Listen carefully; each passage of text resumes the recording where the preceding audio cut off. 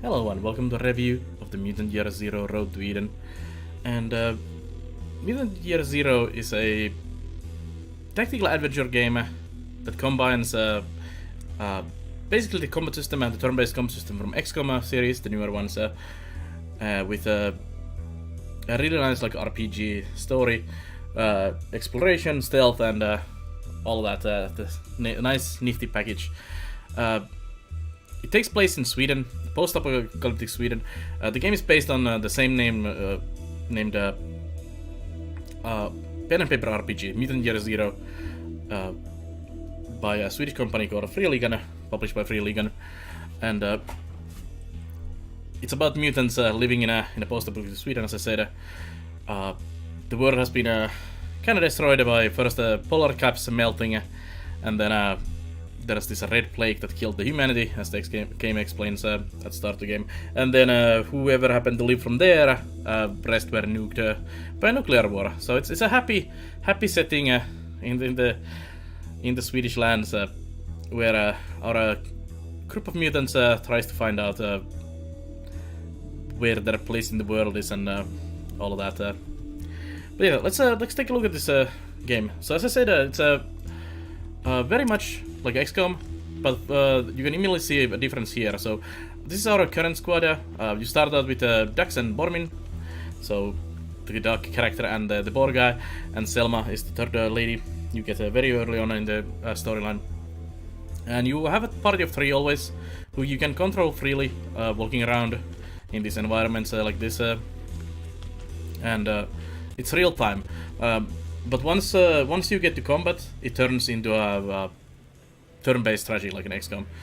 And there's a lot of mechanics just walking around in the environment here. There's a lot of loot, like I said, there's a lot of exploration elements in this game. There are some optional areas you can go to and ignore if you want to, but it's very, very beneficial to go in there.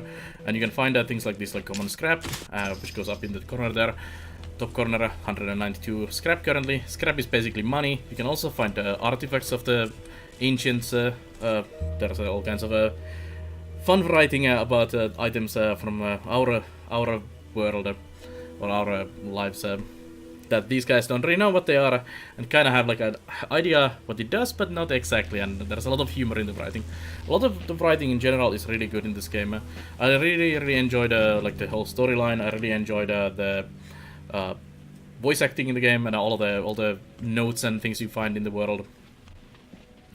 But as you can see, we can freely wander around in the forest here. There are some enemies you can see on the top bar. There's directions in there, and there's also where you can see red dots. There's some enemies. You can switch between your characters freely with tab. You can also tell them to split, so I can leave my 2 guys in there if I want to, and just go with one of my characters. And I can also set up an ambush, as there is a stealth element in this game as well. So you can kill enemies from stealth if you have enough powerful enough silent weapons, and often, practically always, you kind of have to also dismantle enemies like one by one or in small groups, and if you aggro everyone, you're pretty much dead. So you have to kind of think and approach things with a strategy. You also can see that we have a flashlight here. So flashlight allows me to see further, especially on some maps where there's like fog and darkness and things. It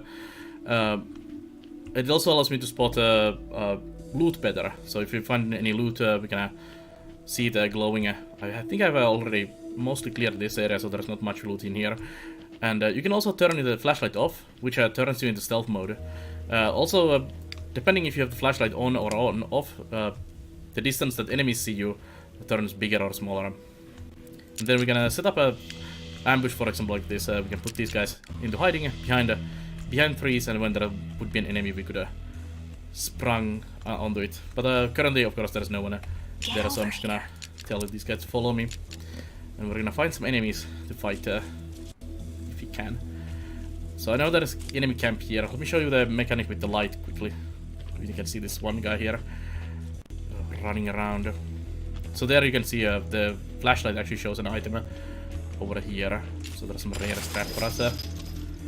So there's this one lone wandering guy over there, which might be a good idea to kill alone. There's some more loot in there as well. And you can see this is his vision range. it only affects the main character of the party, so it doesn't matter if the others get stuck in there. They kind of aren't there. And you can see it's pretty long when my flashlight is on, but if I turn it off, it turns much smaller, so I can get closer. Also, if I'm hiding behind trees and all that, they don't see you, and then you can ambush very close and have a really good hit chance on your weapons. But let's just wait on that for a little bit. So let's jump here. This is the inventory screen here. So you have a party of 3 currently. You can get more than that. We don't have more than our current 3 in the party here. So there is more than 3 mutants in the game, but you can only control 3 of them at the same time. But you can also freely switch them. At any point when you are not in combat, you can freely switch squad members. Sometimes it's even advisable, especially if you have low health on your characters, and you have someone else with high health, and you don't have any medkits, so you might want to switch someone healthier into the team. Also, sometimes some abilities might be more usable in different situations. Knowing what to use in what situation seems to be a big part of the game, and early on it's kind of hard to judge what to do, and also you have very limited abilities and limited weapons and gear and all that, so it's kind of hard to know what to use properly. Also, depending on the difficulty, so there's 3 difficulties in this game: easy, hard, and then well, I don't know which one it's called. It's very hard, anyways. The game is actually challenging. Like, it's actually challenging, especially on the hard difficulty. That I played the game through. Like, I have experience with the XCOM style of games, and this kind of kicked my ass for a little bit there. And on this difficulty that I played through, you don't actually heal at all after combat. So you only use medkits to heal. Unless your guy is down, he gets up if you finish the combat quickly enough. Also, they seem to be dying permanently, so you don't want to lose this. Save and load was definitely used many times while I did a playthrough of this game. So you have limited medkits, limited health, so sometimes switching party members is very important. Also, you can freely switch weapons and gear on the guys, so none of these are tied to a specific character. You can mix and match just the way you want. There's different armors and helmets and the things like Dux here has a snazzy visor that increases your weapon range, which I often use on actually Bormin, because he's using a shotgun with a low range. Although at this point in the game everything is pretty low range, and we don't have any other things to increase the range. There's abilities and there's mods for weapons as well. So for example, Bormin here has some mods on his weapon. On the right there you can see the weapon statistics, also what it does: can destroy covers and knocks enemies, but also has an engine sight and a broiler. So these are mods which you can install and remove freely into your weapons at the Arc, which is your base. And these also kind of play into the knowing what to do. There's some like EMP, which is really handy against robotic enemies, and there's knocking enemies over and stuff like that with the mods, and then of course extra range, extra critical chance and stuff like that. And playing with them adds a lot of customization with all the gear as well. All the characters do kind of tend to be built towards a certain kind of approach. Like Bormin is very well, shotgun in the front ranks, a lot of health type of character. Dux is kind of snipery character, and Selma is very like a scout type of character, very quick, very mobile, and stuff like that. And then there's the others as well. And how you build them is through the mutations here, which is actually one of my complaints about the game. So the mutation tree is fairly small, as you can see. There's stat points, health for Bormin. There's health and movement for Dux, and there's I think health and grenade range for Selma. So each of them has a different, like every other one is health, and every other one is some kind of special, like thrower for Selma or speed for Dux, and there's critical chance and so on. And it's kind of limited stat-wise already, and then you have only few abilities in here really, which then gets limited even more because there's 3 different types of abilities. There's minor mutations, there's major mutations, and there is passive mutations. So while you can unlock all of these basically throughout the game, you can only have one of each for example, Hog Rush is a major mutation, and so is Stone Skin and Corpse Eater.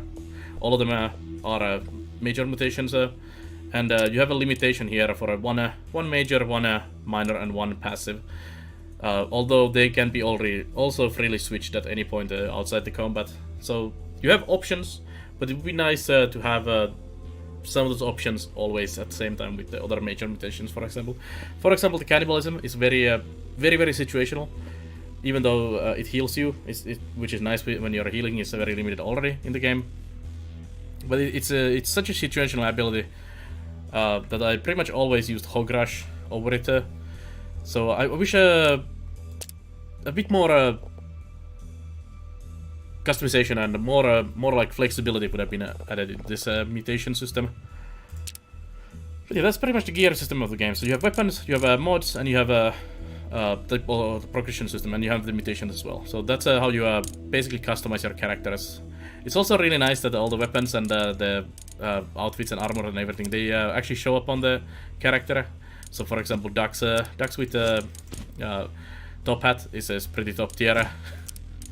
Luke's, so let's give it to Selma for now.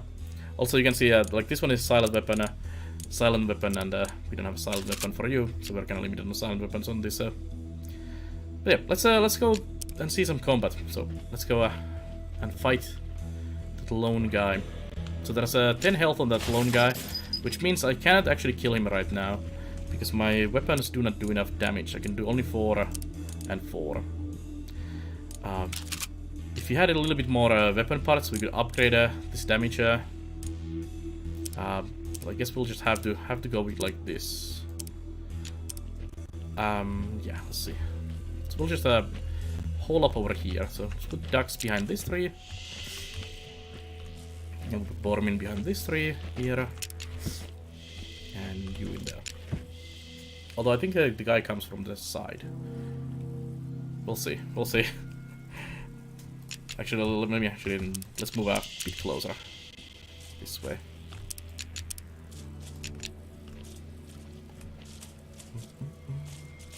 So we're about to go into the turn-based portion of the game. We can also kind of sneak into the here. Let's just grab that chest. So this is how you find loot in the game. There's a chest and there's just a random scrap.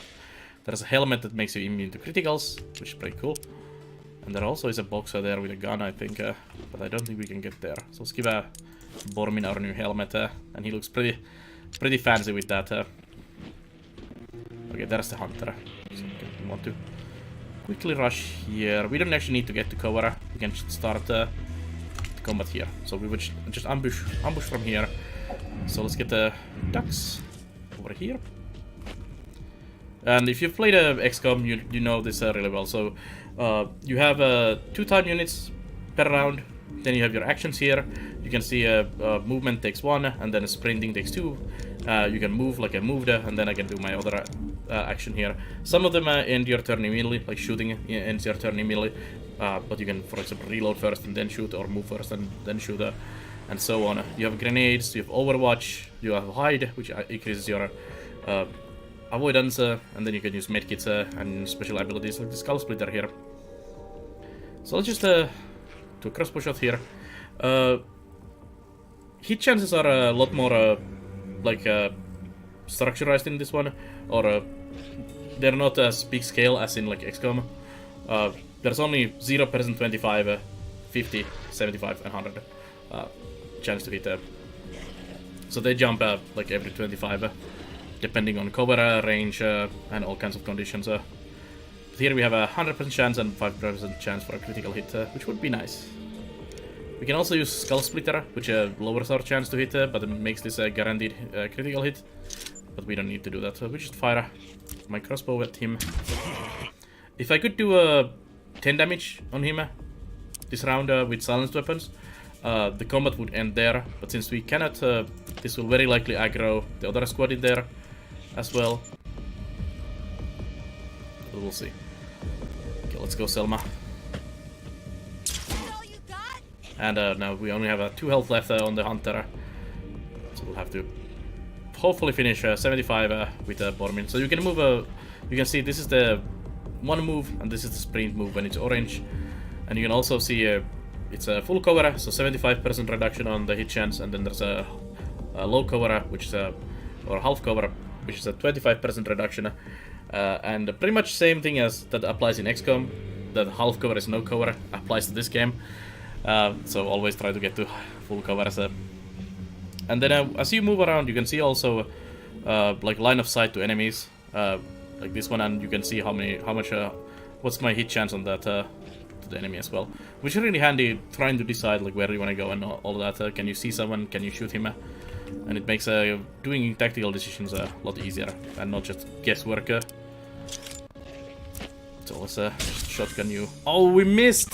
We missed! And also you saw the icons in there, so enemies heard me because this was not a silent weapon. So this might go actually really bad. And this game, like XCOM, does XCOM you, if you know what that means. So you do miss shots that are critically important, and then things go bad, like this. And enemies do a lot of damage, always throughout the game, pretty much. Enemies do a lot of damage, and you try to minimize getting hit by the enemies, because your guys are very soft and squishy. Especially early game when you don't have armor yet. I don't think we actually... Oh, there we go. There's a maid bot. You can see those grey dots. He has 2 points of armor, which means all damage is reduced by 2 when I shoot him, which is really bad. And you can get armors for yourself as well that do the same, which do help a lot. So, there's Pyro there, which can throw grenades. Molotovs specifically, which are really, really rough. So we'll have to deal with the doggies and this guy and the Pyro, preferably this turn. So let's use Selma's special ability, because the doggies are melee. She has an ability called Tree Hugger, which is this AoE attack that prevents the enemies from moving. So we'll just tie these guys here.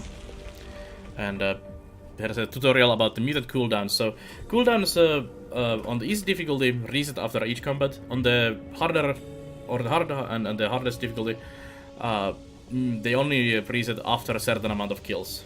So you need to kill enemies to be able to use your special abilities more often, which can be really rough sometimes, especially if there's a lot of fights one after another where you have to use your special abilities.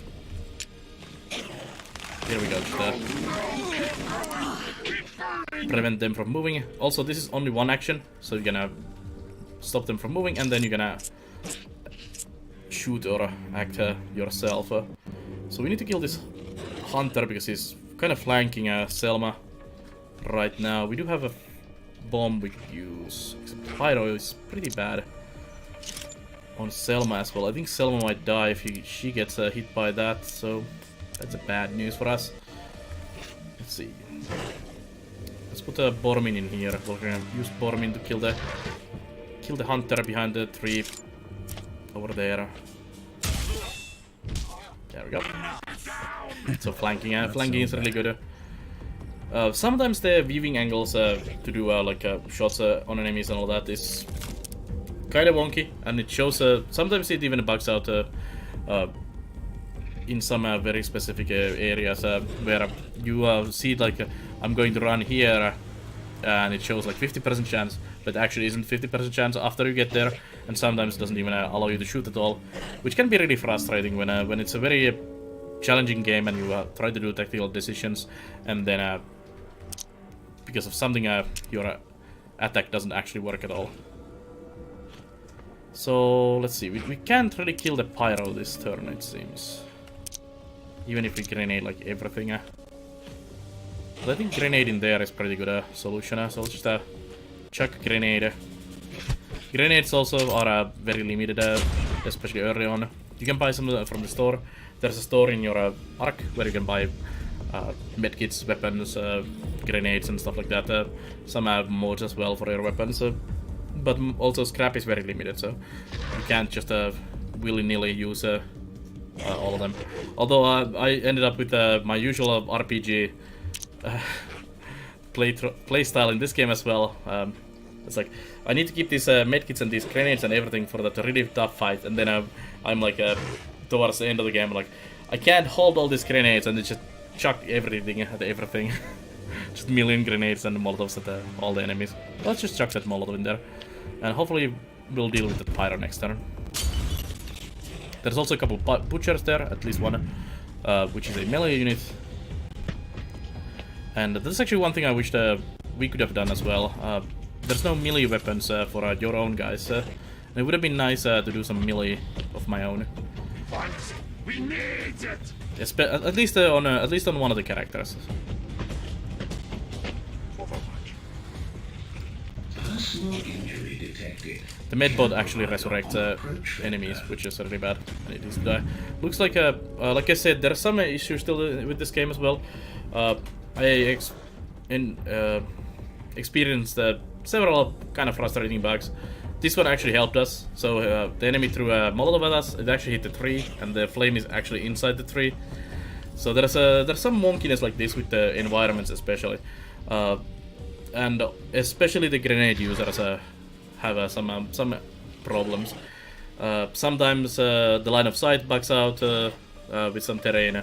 Sometimes you're like wondering why can't I shoot from here, or why is so low hit chance from this angle, even though it seems like there's nothing in the way. And the grenade throwers sometimes just practically chuck, not even practically, they do throw grenades through walls. There's especially one like a underground area in the game where there is this one pyro who just doesn't care about walls. He just chucks his bombs through the walls like there's no walls at all, and it can be really annoying. Other than that, I didn't really actually experience too many bugs with this game. So only there are really like the line of sight issues and that, and then some of the terrain also had some issues. I got stuck climbing, and I couldn't react to anything in the environment, which was pretty bad. But nothing game like show-stopping. No crashes or anything like that. So it's actually pretty good on that sense. I'm trying to decide what I'm gonna do here, and this is often what you do in this game. You just look at your options and look at your enemies and wonder where you go from here. So the doggies are gonna attack next turn. The pyro is gonna pull out the next molotov but not attack this turn. There's also a melee guy coming from the side, and then there's all of this other stuff as well we need to deal with. And it might be best I did just start getting these dogs out of here first, because they do quite a lot of damage and they just rush at your face next turn. We lost one. You're earning your scraps. Especially Selma already at low health. So I'm just gonna get rid of these doggies. Now that. And looks like Bormin needs to reload his gun. And we could run and gun with Bormin next to the butcher there and shoot him with a shotgun and hopefully kill him and see where we go from there. Sometimes you just have to absorb a little bit of damage to the face. That was awesome. If you get reduced to 0 health, your character... oh nice, he ran into the fire. Good job. Your character gets knocked down, and there's a timer, like turn timer when he dies permanently, and you can run your guys next to there to well, basically resurrect them with medkits. So medkits are also used for that purpose, which makes them extremely valuable. So the medbot is trying to resurrect one of the doggies, I think, which is really annoying, of course. Oh crap. Well, mistakes were made. Actually, that's a good thing I accidentally did that. There's no confirmation on these. So for example, if you hold your mouse in here and you accidentally press 1, which is the movement, it will just run in there without confirmation. And this is pretty much a game over for us doing that mistake, so whoops. But yeah, there's a small UI things like that that I would like to see polished a little bit as well.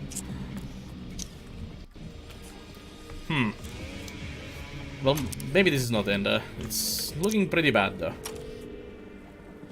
Let's chuck a grenade at you guys. Dux is very likely going to die this turn though.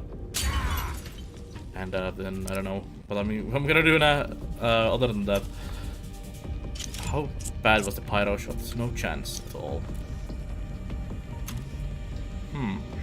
Yeah, this is actually pretty bad. Let's kill the pyro. If I can. I can't really kill the pyro. Here I can't shoot him at all. I would have to run through too close. Well, we know the other guy is gonna get some hits, so let's just do this. This is a very bad situation. And as I said, in this game, saves coming is advisable. Even it is a very difficult game, and sometimes you just end up in the situations where it's just not possible to win. Quite often, and then you need to try a different kind of approach. See if you're gonna do it from there. And the doggy's up, and he's probably gonna eat Dux's face now. Yeah, there, Dux is now bleeding out. In next 3 turns, Boromir is almost dying as well. Everything is going great. Let's go behind this tree here and use a medkit, which removes the burning and heals me.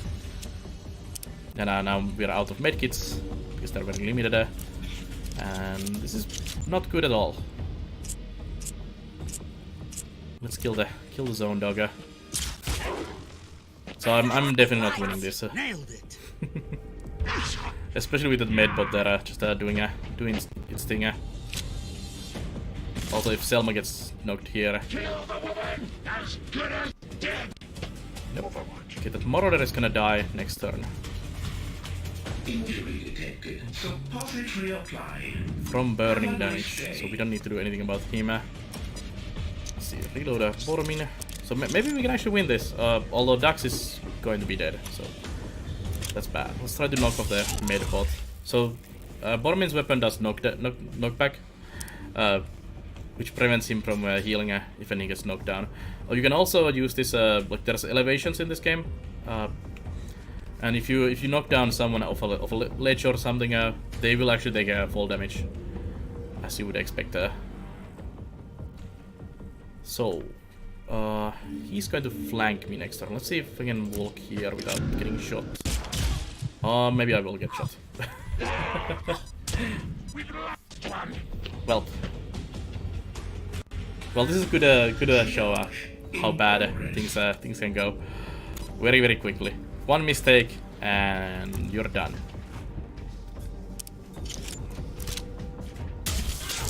And when one guy goes down, it's basically, since you're limited such a little amount of guys, it's very difficult. And I think he also knocks me out of the cover, so that's it. Dux has died. And it's a permanent death, so there's no resurrecting Dux. So this would be a loader. So let me load up actually this here. And we're gonna go all the way down here. I made a couple saves throughout my playthrough. And I'm gonna show you the arc a little bit as well.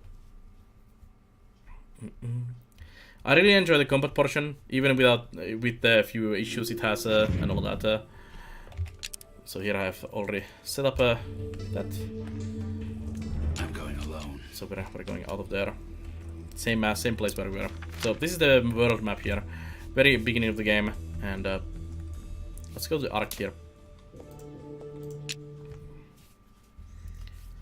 And you can freely travel back and forth between the maps, so you can explore areas as you want. They are all basically leveled, so there's like level area 25 and 30 and 40 and so on. So some of the enemies will be too difficult to fight for you. Let's skip this discussion here. That's part of the story there. He's the elder. So you can go to the areas even though if they're higher level, but you will very likely die, or you will die if you fight those higher level enemies. But you can also sneak around and sometimes grab some scrap, which you can use here in the devil's fix pit. Sorry, this is for the weapon parts. But you can also find weapon parts. So this is where you can attach those attachments, and then you can upgrade your weapons, which actually would be a really good idea to do before going to that mission. So for example, upgrading Selma's pistol here. a little bit, and then attaching a module for more crit damage and EMP would be a really good idea before going to that combat. In the shop here, you can use that same scrap we loot to buy like grenades, new weapons, and some mods as well. So this is bought with the scrap, and sometimes it might be a good idea to go get a little bit of scrap, buy a new weapon, or get a medkit or a few grenades or something like that, and then go back to the other area and deal with the enemies in there. I had to do that several times in my playthrough.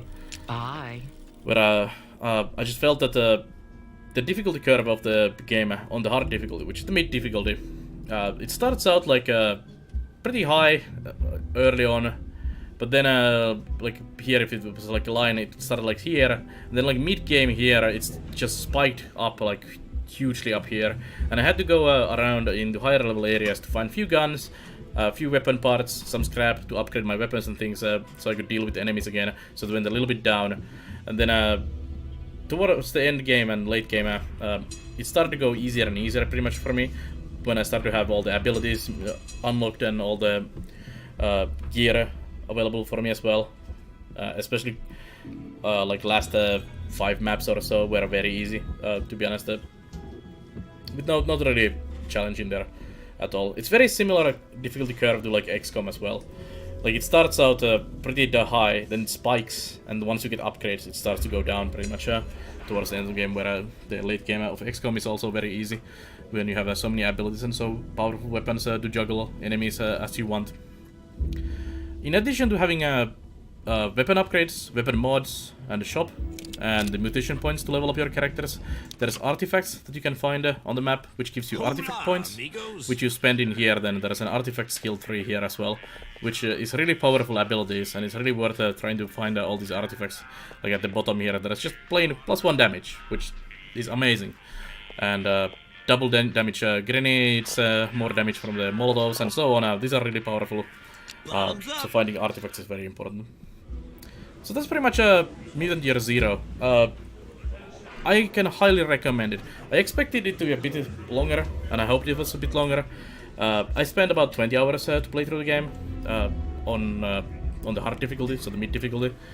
The harder difficulty, especially on Iron Man, would take a million years for me to complete. But that's only because I would grind the same fights over and over, trying to win that. Not because the game is actually long. 20 hours was pretty good. I really enjoyed the story. I really enjoyed the environments. Like the game is really pretty. I also enjoyed the fact that it's located in Sweden. Me being from Finland, there's a lot of Nordic things that it's like, oh, I know this thing.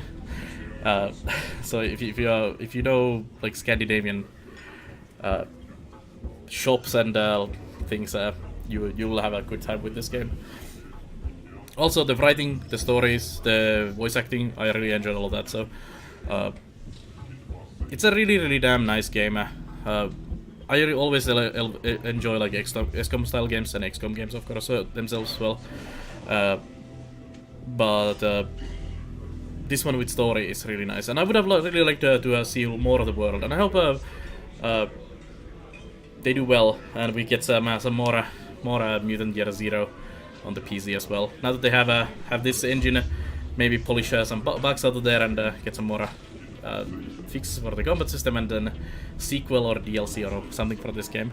But I can highly recommend this. If you like XCOM style game, especially with story, this is pretty much top notch in there. Story is great, as I said. Graphics are great. Everything is great, except those few bugs and issues that I had with the game. But nothing show-stopping. Yeah. Thank you for watching this review of the Mutant Year Zero Road to Eden. Developed by the Bearded Ladies and published by Funcom. And check out the other reviews, Let's Plays, and all the other stuff on the YouTube channel. And you can find me on Twitch at twitch.tv/Belanar almost every day, streaming games like this, other building management strategy games, and a little bit of everything. And I'll see you guys next time. So bye-bye.